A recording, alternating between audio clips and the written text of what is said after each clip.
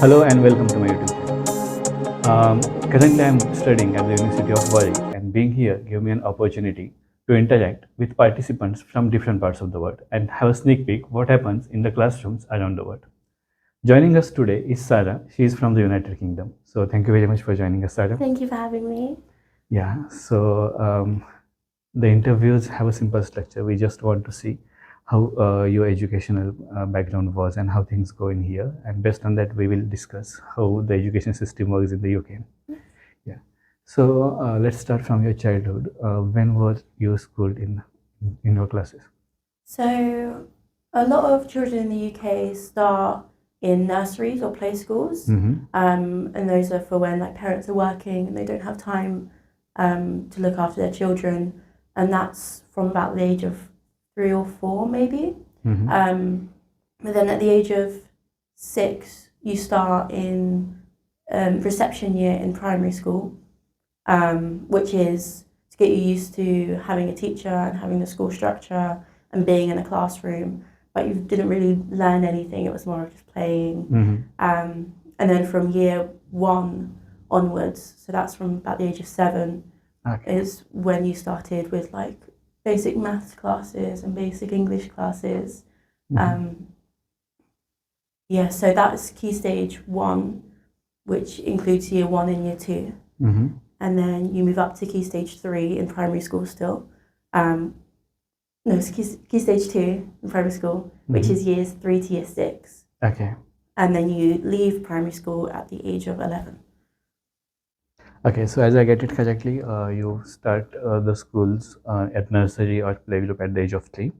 From 3 to 6, you have these pre-primary classes, and at 7, you go with this year 1. Yes. Yeah, and at 8, you go year 2, and this is what you call stage 1. Yes. When the kid is of 9 years old, you call stage 2, still in primary, and 6 years of that. Is that right? Yes, yeah. So year 1 to year 6 in primary school. Yeah, thank you for this. So speaking about the subjects you study in primary classes, could you tell us more about it? So a lot of it was like basic mathematics, so addition, subtraction, multiplication, science, again, just like very, very basic. I think it's same in like every school. Yeah. So we did like comprehension in English, learning how to read and like understanding what we're reading. There were things like preparing for tests like the 11 plus, which is a test that some students take to get into secondary school. And that's quite similar to, I'd say the most equivalent thing to it is when you take an IQ test and you have like the shapes and you have to choose a shape that fits in with certain shapes. So that's one part of the test, and the other part of the test is like a comprehension skills, which is about reading. Most of primary school is just preparing you for when you actually start learning in secondary school. So it's about following rules, understanding teachers, being able to interact with people. And basic literacy and reading. Yes, yeah. Thank you very much for this. So just a few more questions about your course books. Are they produced by the government or are they private publishers? Secondly, how many teachers do you have? Like, do you have one teacher for all subjects, or how that works? And how many students are there in a class? So the classes were a maximum of 30. So one teacher was not allowed to have more than 30 students in a class. But I was in a very small primary school, so there was one class per year, and each teacher would have between 20 and 30 students. What were the other questions? How many teachers? So there was one teacher for everything, and so each teacher covered a year and would teach that year, group everything. And the course and the curriculum, I'm fairly certain because it was a state school, was all set by the government. So it was all government run, Ofsted controlled. like as long as it met certain standards. I think the curriculum was the same for every primary school. Okay, and course books were by private publishers or by the state? I believe by the state. Oh, I don't really remember using course books that much in primary school. oh, is though. that so? Yeah. I'm sure the teachers had their own, but we never really got to see them. Yeah, so most of your studies were based on these worksheets that they provide you? Yes, yeah. Yeah. And I also came to know about this teaching assistant thing, as many a few of our cohorts are doing that. So could you tell us more about that? So a teacher assistant was there when, like say a teacher had to go out for a meeting or something, the teacher assistant would be there to cover the class, but they would also go around and help individual students who were struggling more, and they would help like give out coursework and like sheets and homework and mark things, and were there as basically like a teacher, without having like the control and the full teaching of the lessons. So a lot of the reading work we did, we would go one-on-one out with the teaching assistant to do like a separate lesson, or we would sometimes have volunteers come in from the town to come in and do like one-on-one reading lessons with us as well. That's interesting. I mean, we don't have this concept, but that seems good. You spoke about this test at the age of 11. Yes. So to enter the secondary schools. Apart from this test, does the student have to go through test each year, and how the evaluation take place? Yes, so, just trying to remember back to, I think it was the SATs in primary school. They marked it differently when I was in primary school to the way they do it now, I believe. But you would have a number and a letter corresponding to your achievement. So each number would be the level you're at, and then the letters in each would be like a plus or a minus. I hope I'm remembering this correctly. The 11 plus was a test that you would take if you wanted to get into certain schools. So there are types of schools in England called grammar schools, which are government-run schools. So they're like state schools, as we would call them, but they're tested to get into, so they're more selective. So the school I went to was an all-girls grammar school and secondary school. So I had to take the 11 plus test and pass that in order to get into my school. But if you wanted to just go to a state school, most people didn't take the 11 plus. Okay. So most of them just took the SATs. What do you mean by SATs? So they're just the exam. Do you mind if I look this up? Because I don't want to be telling you wrong information. That's perfectly fine. No worries.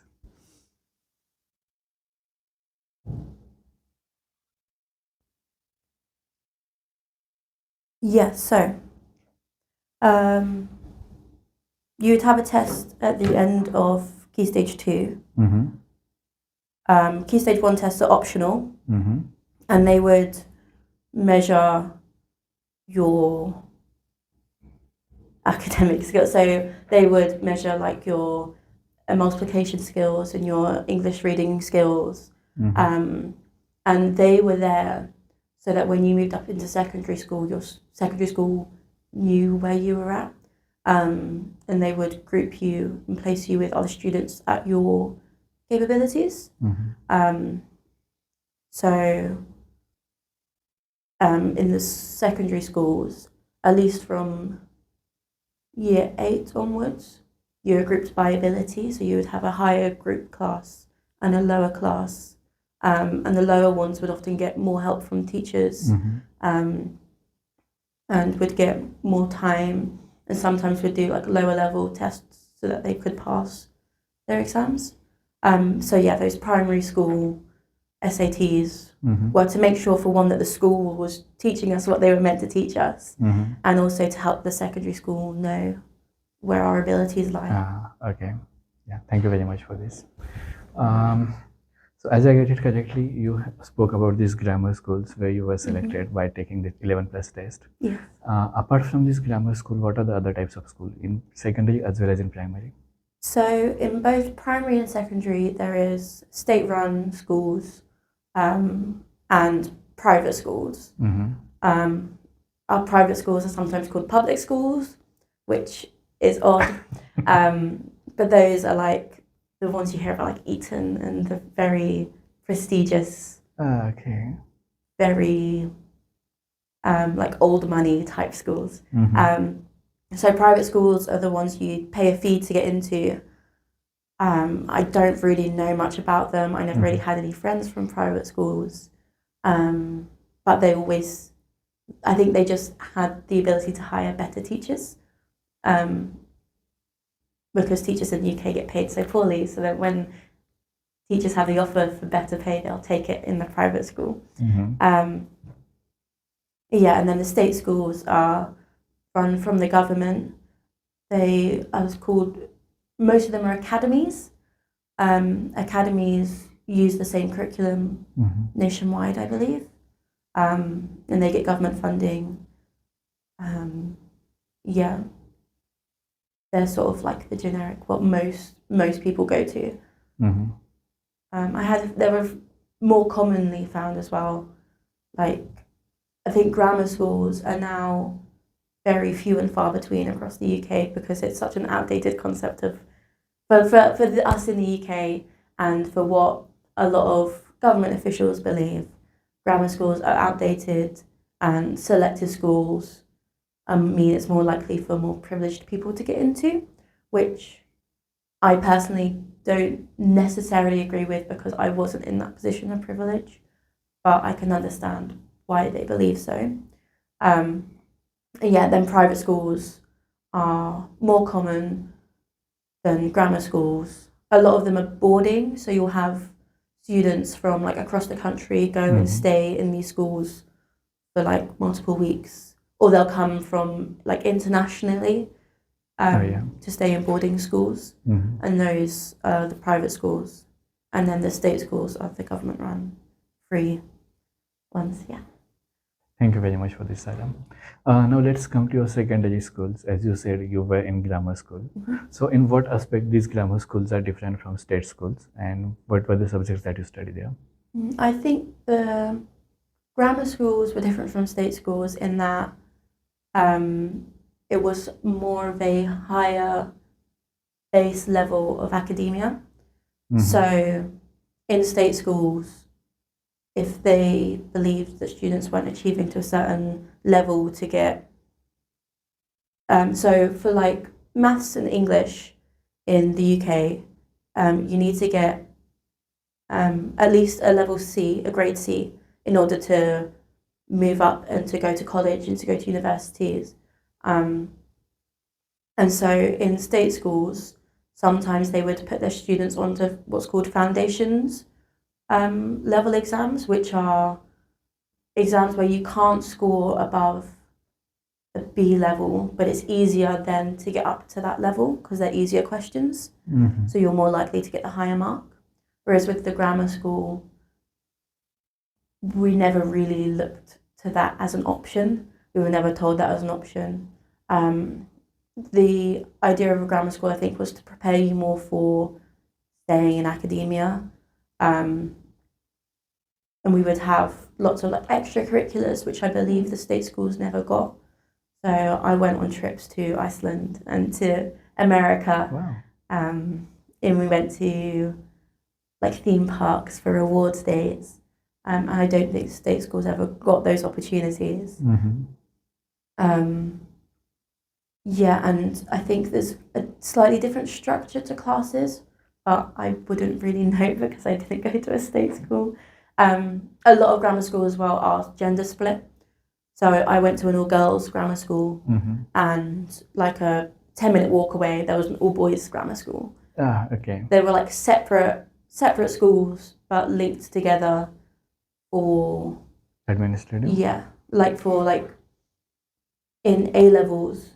So when you're 17 and 18 past the GCSE exams, if the classes were too small to run certain courses, they would join the girls and the boys' school together to make a class size that would be feasible to run. So like for French language, And for biology, I know some of the classes were joint classes. Okay. So you spoke about having a different structure in the grammar school. Okay, the first one, when you spoke about grammar school, I thought it's related, something related to grammar, but it's not actually, No. isn't it? Yeah.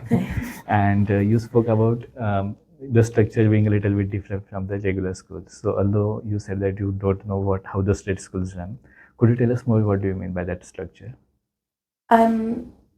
So I think a lot of it to me is the whole idea of a higher, middle, and lower class bracket. That is something that I've heard of and seen a lot in state schools, but we never really had in our grammar schools.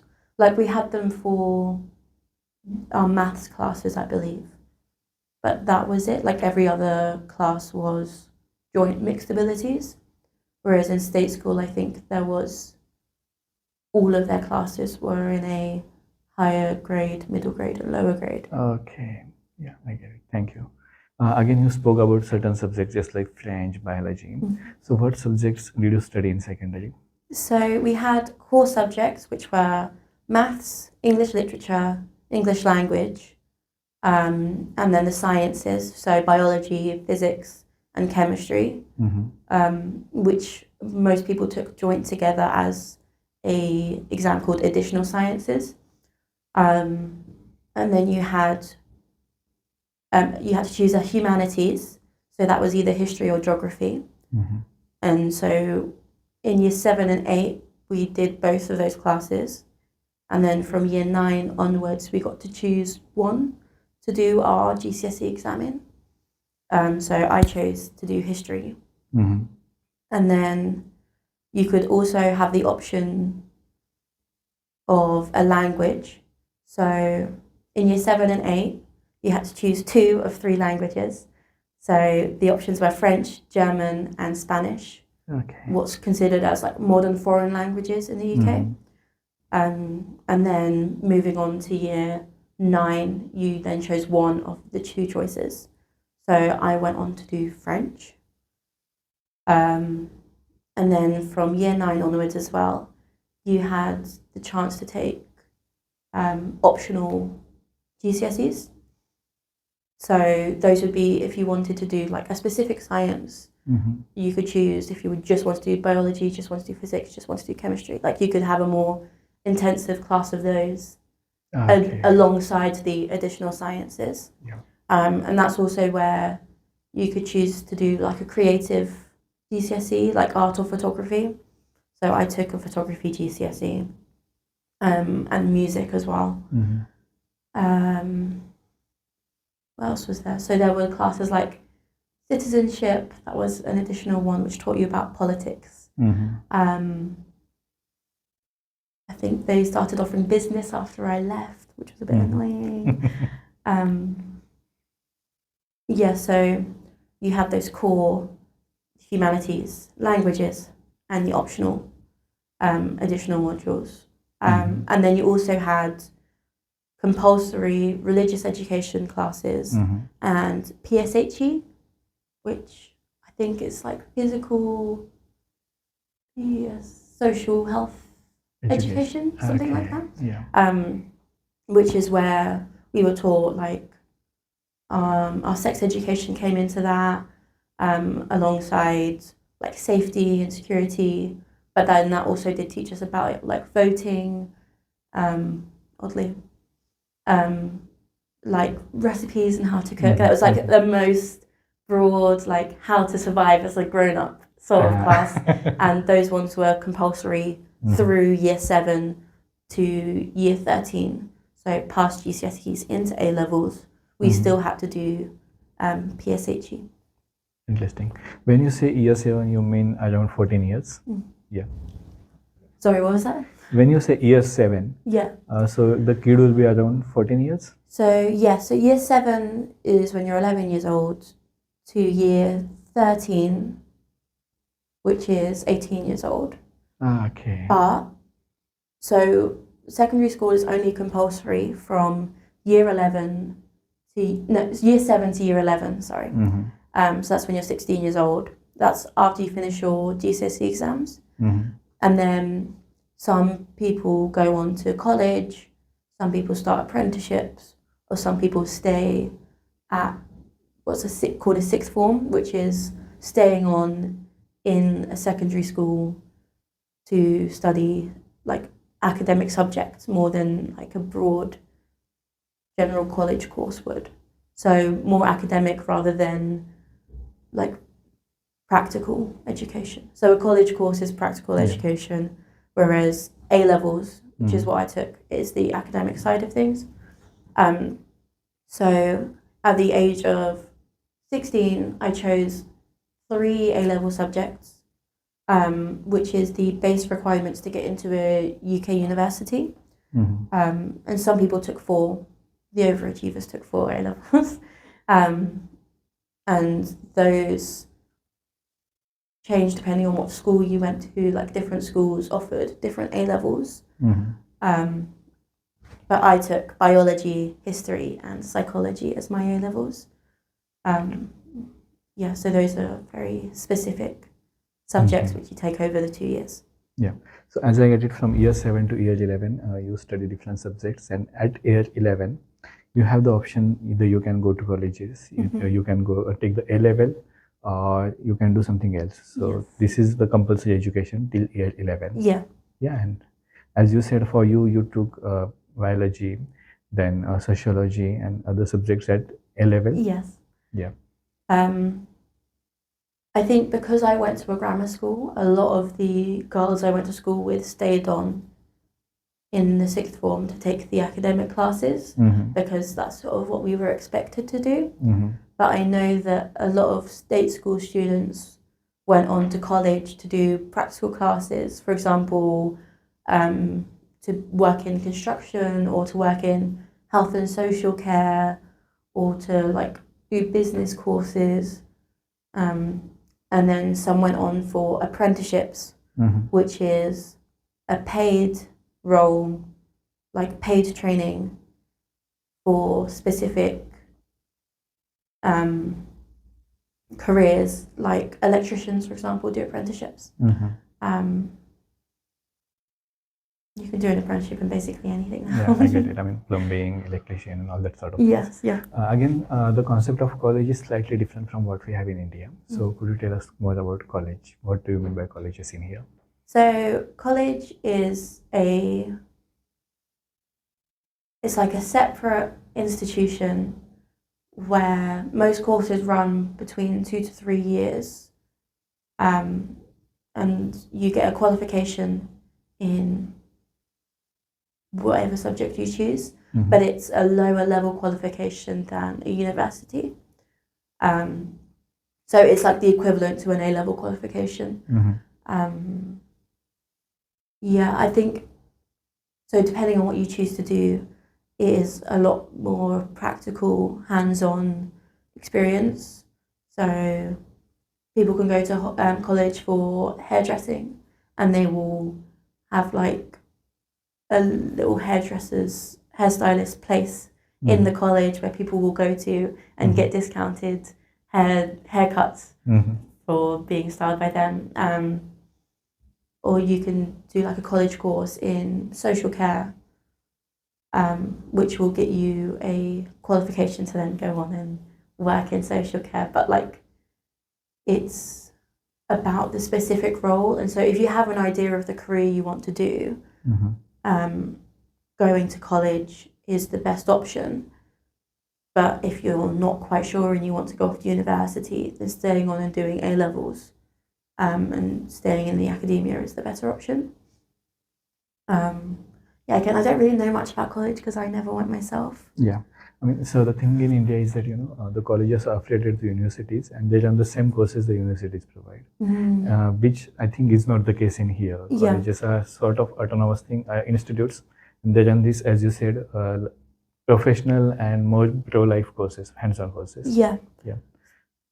So coming to universities, how someone after A level, how someone can enter the university, and is it possible for some college student to go to university as well? Yes. So to get into university, every university has their own standards, their own requirements to meet.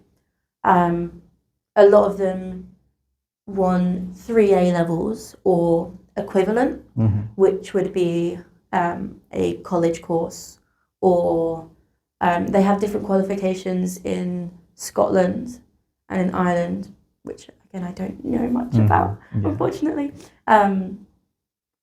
But those are all equivalent to 3 A levels. They all go towards what's called UCAS points, and UCAS is the body that you apply to, that sort of involves all the universities. So you go through UCAS to apply to multiple different universities, and depending on what grade you get in your A levels or in your college course, it all adds up to certain points, and those points make up the requirement for universities. So, coming to Warwick for my undergraduate, the requirements were 2 A's and a B in A levels, or equivalent, and there would be like a separate website you could use to calculate how many UCAS points that was. So if you didn't do A levels, you could figure out what they actually wanted from you. I managed to get in with 1 A grade and 2 B grades because I was very fortunate that in the year that I applied, not that many people were applying to university, and so they were just like, we'll take everyone on. I would like to say it's because my application is very good, but I don't think so. So Russell Group Universities is the group of universities in the UK that are more prestigious. They have their own, I don't know, their own name. Like, I feel like a lot of international students want to come to Russell Group universities. And they usually have higher requirements. For example, I was looking to go to the University of Bath, and they wanted 2 A stars and an A grade. I wasn't going to do that. I'm happy I came to Warwick though. I'm glad I decided to come here. But then there are some universities that do have lower requirements, and a lot of the times in the UK now, it's not really about the name of the university you go to anymore. It's more a degree is a degree. So historically, you would go to a Russell Group university, or you'd go to Oxford or Cambridge, and employers would see that and be like, oh my gosh, incredible. But now employers are more looking at the grade of degree you got rather than the university you went to. That's interesting. Because each university course teaches like similar things and will grade you in the same way. So a first in one university will be equivalent to a first in another university, no matter where you studied. So they're being less and less bothered by the name of the university behind you. Thank you very much for sharing this about universities. As you said, you came to University of Warwick, and what were the courses on offer for you, and which one did you choose? So from doing psychology at A level, I wanted to do a psychology degree at university. And so most UK universities will offer some kind of psychology degree, but Warwick offered psychology with linguistics, which to me when I applied was like, oh, that's insane, it's half psychology, half linguistics. So I was like really interested in linguistics, so I decided to come here because it was the only university I saw offering that. But then I ended up coming here, and it was one linguistics module with 7 psychology modules. Oh my god! It was very psychology heavy still, which is not what I expected. And I ended up dropping the linguistics part in my second year. But I'm glad I came here because it's a high-ranking university, and I've met some amazing people, and I decided to do my master's here. So after graduation, you stayed here and pursued the master's. So the great thing about UK universities is that they will offer alumni discount. Okay. So I got a 10% discount off of my master's fee from being an undergraduate student here. Nice. But also the fees work completely differently for home students than Yeah. they do for international I students. have checked that, yeah. So you are paying an extortionate amount compared to me. And also the government runs student loan schemes within the UK, which helps immensely for like people like me who don't come from much money at all. So they've paid for my entire undergraduate degree. Well, I loaned my entire undergraduate degree, my master's fees, and then in undergraduate you get a maintenance loan as well, which is you get different amounts depending on your parents' income and your household income. And then in masters you get one loan for everything, so for your course fees and for maintenance, which isn't that much. I work part-time to subsidise my living costs, but it's still a lot better than studying outside of the UK. Yeah, I totally understand. And when it comes to paying back that loan as well, it works in like a similar way to paying tax, where as soon as you start earning over a certain amount, I think the threshold is like £23,000 a year, you start automatically paying it out of your wages. Wow. So you don't really notice it.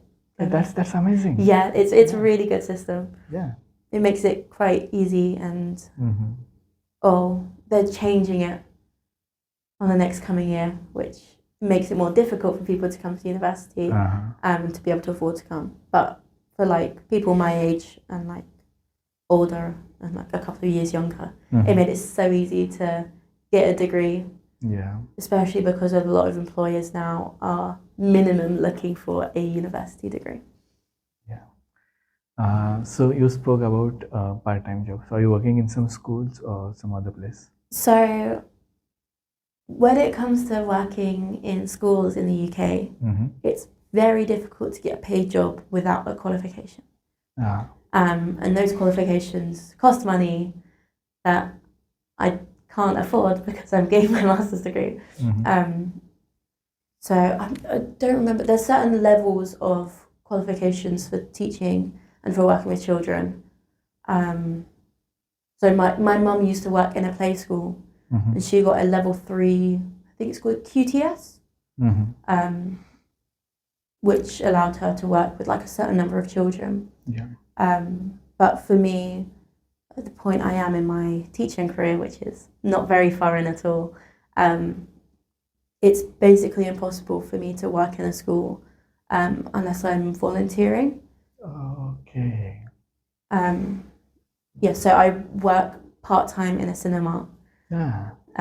It's an easy job. It's allowing me to, like, super flexible, which allows me to keep my studies separate. But yeah, basically, once I graduate, I'm going to spend the next year looking for volunteer and paid teaching experience within the UK, because that experience is crucial to moving away. Yeah. You spoke about specified college degrees. So what degrees does someone need to become a teacher? So the most common teaching university degree in the UK is called a PGCE, which is a 1-year course. You take lectures and seminars like you would at university, but then you also have placements. And so you'd spend, I think one of my friends is doing her PGCSE at the moment, and she spends 2 days a week at a primary school because she's doing primary school teaching. Lovely. And so then that experience, so she would be required to like teach some classes and to observe classes and to assist in classes, which she then writes a report about at the end. So that alongside the lectures and the exams is what gets you a PGCE qualification. And that's the base requirement for the majority of schools in the UK for like a full teaching role. So teaching assistant requires a different qualification. I think teaching assistant you need a QTS for or equivalent, which I actually don't know much about QTS either. I'm a terrible interview. No, nothing like that. Yeah. And then, but certain schools, like special educational needs schools, because it's so hard for them to find teachers, like they go through teachers quite quickly because of the difficulties in the school. Sometimes they look for unqualified teaching assistants who they will then train as you're like teaching and working with them. Basically in the UK it's impossible to work without some kind of qualification beforehand. Yeah. So you spoke about PGC being necessary for primary classes. If someone wants to teach secondary, does he also have to go through this PGCE? Yes, so you take a PGCE. It's different types of PGCEs depending on what age you want to teach and what subjects you want to teach. So primary PGCE is a separate qualification from, say, GCSE maths. Of course, yeah. So I have another friend who's doing a PGCE in A-level psychology, sociology, and philosophy, maybe. Oh my God. So those are all grouped together as like a social sciences PGCE. So when you want to go into secondary teaching, you need to have a subject that you're willing and able to teach. Yeah. And I think in order to be accepted onto PGCE course, you need a level above what you would teach. So if you want to teach GCSE maths, you would need an A-level maths qualification. If you wanted to teach A-level psychology, you would need a bachelor's in psychology. Yeah. That's what I have been told anyway. It's very complicated and it's a lot of training for teachers who get paid very little. I will keep going on about this. I do not want to teach in the UK. It's just not fun. And that's why you chose TESOL. Teachers are actually striking at the moment. So the teachers, at least in Leamington, where I live, they've been striking since Wednesday, I believe. So some of the classes are being covered by supply teachers, which are like teachers who work for an agency and will be contracted out as and when they're needed. And like one of the classes for one of the schools is actually coming into the cinema, I think, because they don't have anything to teach the kids, or they don't know what to teach the children because their actual teacher isn't around. So they're just finding something to do with them when the parents are working and they can't take them out of school. Okay. So yeah, when teachers strike, at least in primary school, it's all hands on deck to find something for the kids to do and find someone to look after them and like supervise them. Yeah, thank you very much for this. As you spoke about you taking MA-TESOL and you don't, as you said, you don't want to teach in the UK. Thank you very much for sharing all this. So what you discussed throughout this interview was about this formal education. Many of the countries I have interviewed, they have some parallel education system in terms of private classes or something like that. Do you have something system like that? So there's not really a separate system. Like some children get homeschooled, where the parents teach them at home, but they still have to follow same curriculum. That's something else. So in secondary school for GCSEs and for A-levels, there are different examination boards and different curriculums to follow. And so each school will get to choose which examination board they want to do. So the most common ones are EdXL, AQA, another one I don't remember the name of. There's like 3 of them who are like the main examination boards in the UK. Okay. And so they all have slightly different curriculums. So like for English literature, they all have different books and will ask different questions about those. And for maths, they'll have like slightly different things they'll want you to know. But yeah, other than that, like even with homeschooling, the parents will buy like the course books from whichever examination boards they're teaching their children. But yeah, all of education in the UK is formal up until the age of 16. And they're like, it's required, it's compulsory. If parents don't take their kids to school, they'll get fined by the government.